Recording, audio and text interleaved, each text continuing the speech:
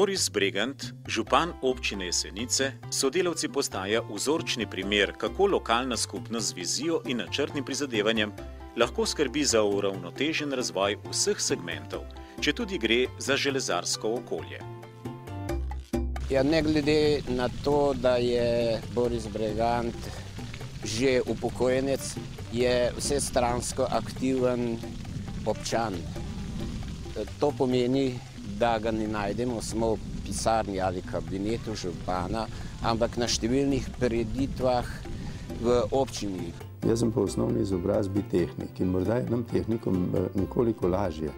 Tehnika namreč ves čas tako naglo spreminja vse stvari okoli nas, da nam je popolnoma jasno, da z nekim znanjem, ki si ga pridobil ali v šoli ali pri izkušnjah pri delu, zelo hitro zastariš. Nimamo zdaj tako zapete odnose, da bi bili to odnos šef-delavca, ampak zelo tako prijateljske tudi.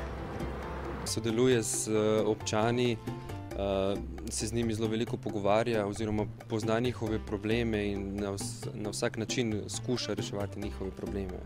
Zaradi njega zelo rada pridem tudi v službo, mi je toliko lažje upravljati tudi to delo. Delo župana namreč ni opredeljeno z urnikom, ampak je z nalogami, ki jih moraš opraviti.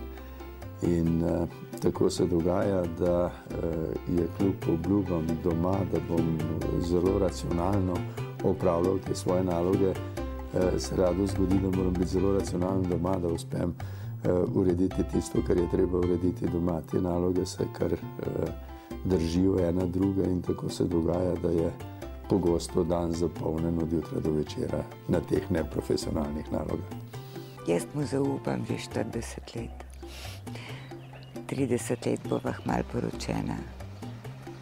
Nikoli me še ni pustil na cedilu. Vseživljenjsko učenje, jaz vedno pravim, ni samo učenje. To je vse življenje pridobivati znanje. Znanje o tistem, kar te zanima, in znanje o tistem, kar misliš, da boš moral vsaj nekaj osnov vedeti v nekem razgovoru, v neki družbi. Največ je pa seveda pomembno tisto, da se naučiš tistega, da lahko kaj koristnega narediš.